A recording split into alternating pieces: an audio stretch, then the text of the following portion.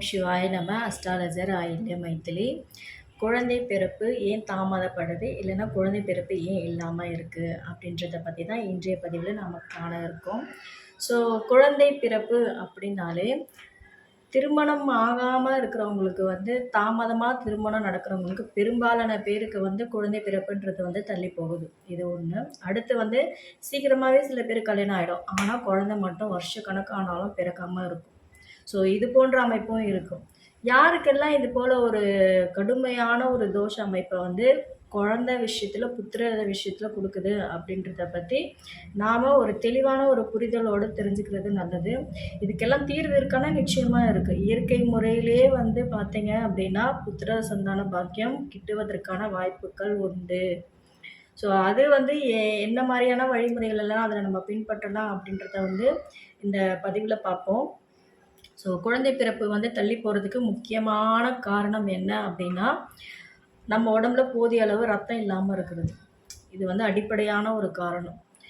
இதில் பார்த்தீங்கன்னா அந்த காலத்துலலாம் பார்த்தீங்கன்னா நம்ம தாத்தாவோட காலத்துலலாம் பார்த்தீங்கன்னா வீட்டுக்கு ஒரு டசனே இருக்கும், வருஷத்துக்கு ஒன்று ரிலீஸ் ஆகிட்டே இருக்கும். ஸோ இது போலலாம் இருந்த காலம் போய் அது படிப்படியாக ஒரு 85லேருந்து 95 2000க்குள்ளே பார்த்தீங்கன்னா மேக்ஸிமம் 3 குழந்தையாவது ஒரு வீட்டில் இருந்துகிட்ருக்கும்.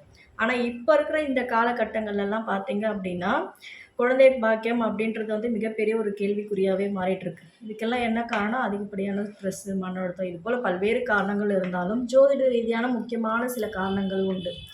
ஸோ எல்லாமே பார்த்தீங்க அப்படின்னா ஜோதிடத்தில் இருக்குங்க. நிறைய யோகமும் இருக்குது, தோஷமும் இருக்குது. 360 டிகிரி. ஸோ அந்த 360 டிகிரி 108 பாதங்கள் இதுக்குள்ளே யோகம் தோஷம் எல்லாமே இதுக்குள்ளே தான் இருக்குது. அதுக்கான தீர்வும் அதுக்குள்ளே தான் இருக்குது. ஸோ இதை பற்றி நம்ம தெரிஞ்சுக்கிறது ரொம்ப ரொம்ப நல்லது. ஸோ புத்திர தோஷம் அப்படின்றது பார்த்தீங்க அப்படின்னா கடுமையான புத்திர தோஷத்தை தரக்கூடியதில் நம்பர் 1 இருக்கக்கூடியது ராகு தாங்க.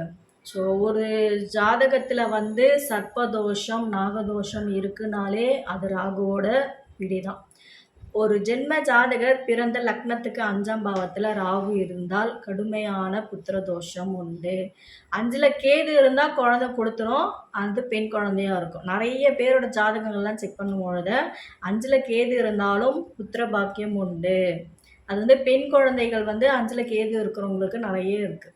ஸோ அது இல்லாமல் ராகு இருக்கும் பொழுது குழந்தை பாக்கியமே இல்லாமல் போகுது. லக்னத்துக்கு 5ல் ராகு இருக்கும் பொழுது குழந்தை பாக்கியம் இல்லாமல் போகுது. இல்லைன்னா அந்த குழந்தைக்காக வருட கணக்கில் ஏங்கி தவிக்க வேண்டிய ஒரு சூழ்நிலை கொடுக்குது. இது ஒன்று. அடுத்து லக்னத்துக்கு 5ஆம் பாவத்தில் சனி இருந்தாலோ, சனி ராகு சேர்ந்து இருந்தாலோ இது போன்ற அமைப்பு உண்டு. செவ்வாய் ராகு சேர்ந்து இருந்தாலோ இது போன்ற அமைப்பு உண்டு.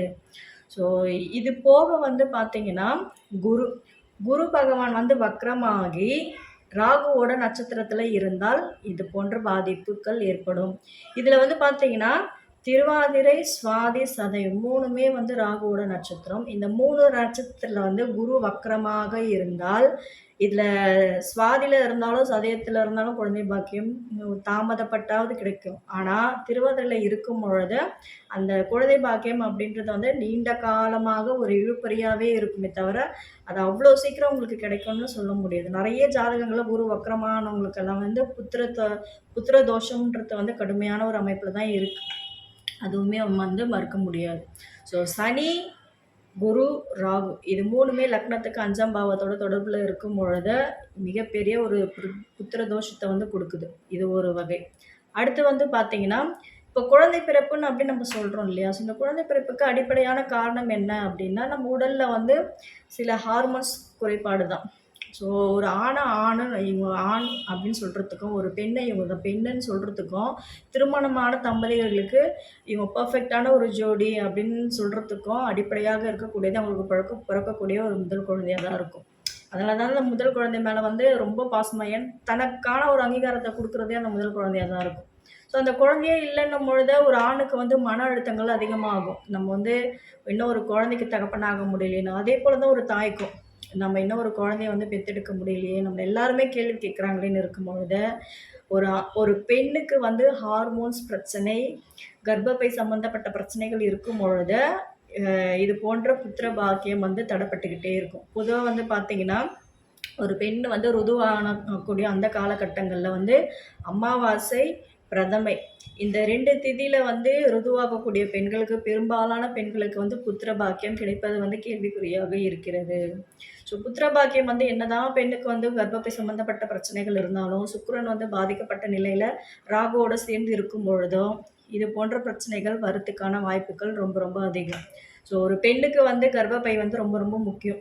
எந்த அளவுக்கு முக்கியமோ ரத்தம் ரத்தம் சொல்லக்கூடிய செவ்வாய், அதுக்கப்புறம் கர்ப்பப்பைன்னு சொல்லக்கூடிய சுக்கிரன் 2மே வந்து நல்ல அமைப்பில் இருக்கணும். அதனால தான் வந்து செவ்வாய் வக்ரம் ஆகக்கூடாது, சுக்கிரன் வக்ரம் ஆகக்கூடாது, அஸ்தங்கம் ஆகக்கூடாது. இதெல்லாம் நம்ம சொல்கிறோம் இல்லையா? இதுக்கெல்லாம் அடிப்படை காரணமே வந்து உடல் ரீதியாக இருக்கக்கூடிய சில பிரச்சனைகளை கொண்டது தான். இதில் வந்து ராகு வந்து சுக்கிரன் கூட சேரக்கூடாது. சுக்கிரன் ராகு சேர்ந்தாலும் பாதிப்பு, செவ்வாய் ராகு சேர்ந்தாலும் பாதிப்புன்னு சொல்கிறதுக்கான அடிப்படையான காரணமே இதுதான். ஒரு விஷயத்துல ஒரு ப்ளஸ்ஸாவும் இருக்கும். இது குழந்தைன்னு வரும்பொழுது, குடும்பம்னு வரும்பொழுது அங்க மைனஸாவும் இருக்கும். ஸோ இது போல 2 விஷயங்களுமே வந்து வந்து தரக்கூடியது இந்த ஹார்மோன்ஸ் கிரகங்கள் தான்.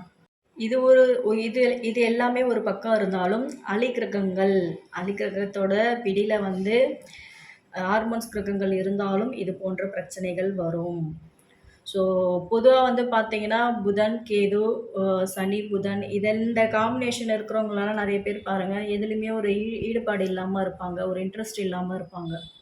ஸோ நம்ம சொல்றோம், செவ்வாய் வந்து தோஷம்னு கடுமையா நம்ம செவ்வாய தாக்குறோம். ஆனா, அந்த செவ்வாய் வந்து ஒரு ஆணுக்கோ, ஒரு பெண்ணுக்கோ வந்து ஒரு எக்ஸ்ட்ரீமா இருக்கும்பொழுது ஹார்மோன்ஸ் எல்லாம் அதிகமா இருக்கும். அதுவே வந்து குறைவா இருக்கும்பொழுது, உடல்ல இயங்கக்கூடிய ஹார்மோன்ஸோட பற்றாக்குறை, தேவையான அளவு போதிய ரத்தம் இல்லாத தன்மை இது எல்லாமே இருக்கும்.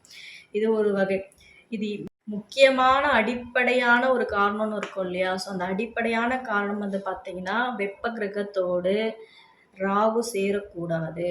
அதாவது சூரியன் ராகு, செவ்வாய் ராகு இது போன்ற அமைப்பு சேரும்பொழுது, அந்த பெண்ணுக்கு கர்ப்பப்பையினோட அந்த அ வெப்பம் வந்து அதிகமாக இருக்கும்.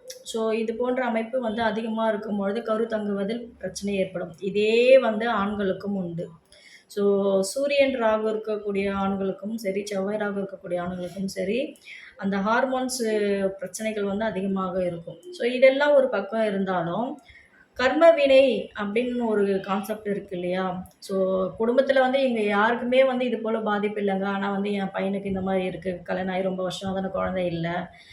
என் பொண்ணுக்கு கல்யாணம் ஆகி இது குழந்தை இல்ல அப்படின்னு நெறைய பேர் சொல்ல கேட்டுருப்போம் இல்லையா? ஸோ இதுக்கெல்லாம் என்ன காரணம் அப்படின்னா, அவங்களுடைய முன்னோர்கள் செய்த அந்த கர்ம வினையாக கூட இருக்கலாம்.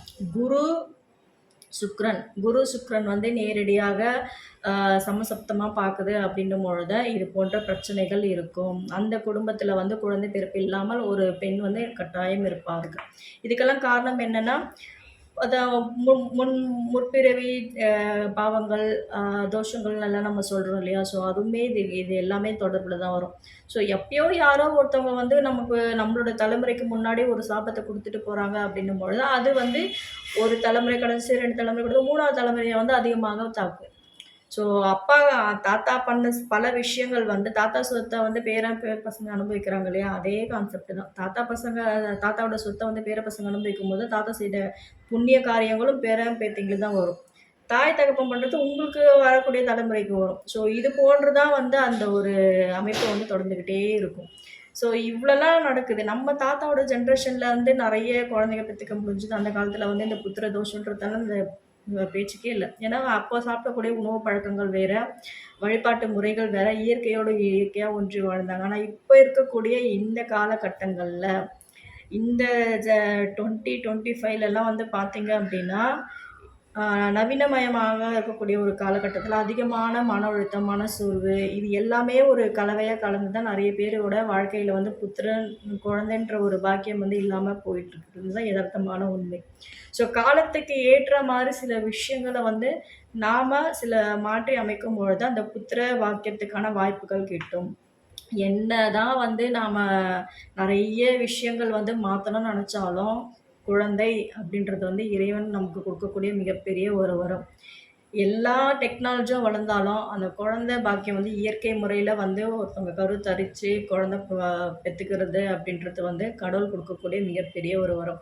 ஸோ அந்த ஒரு வரம் உங்களுக்கு கிடைக்கணும்னா, முக்கியமாக நீங்க வழிபாடு செய்ய வேண்டியது அரச மரம், ஆலமரம். இந்த ஆலமரமும், அரச மரமும் இதற்கு நிகரா வந்து புத்திர பாக்கியத்த தரக்கூடியது வேற எதுவுமே கிடையாது. ஒரு பெண்ணுக்கோ, ஒரு ஆணுக்கோ கடுமையான என்ன வேணா தோஷம் ஜாதகத்துல எந்த பாவத்தோட வந்து தொடர்புல இருந்தாலும், அவர்களுக்கு வந்து இந்த அரச மர வழிபாடும், ஆலமர வழிபாடும் புத்திர பாக்கியத்தை தரும். இது வந்து நடந்திருக்குங்க. இதெல்லாம் வந்து அந்த காலத்துலலாம் சொல்லி வச்சுட்டுருக்காங்க. நெறைய பேருக்கு வந்து அரச மரத்த பத்தி நெறைய பேருக்கு தெரியும். ஆனா ஆலமரத்துல வந்து நெறைய ஒரு மொத்த பவருமே இருக்கு. அதனால தான் குருவோட மரம் எதுன்னா ஆலமரம் தான். குழந்தை பாக்கியத்த தரக்கூடிய கிரகம் எதுன்னா குரு தான். ஸோ இதுக்கு பின்புலமா நெறைய விஷயங்கள் இருக்கு. இத வந்து நம்ம நெறைய ஆராய்ச்சி பண்ணா தான் நமக்கான தெளிவுகள் கிடைக்கும்.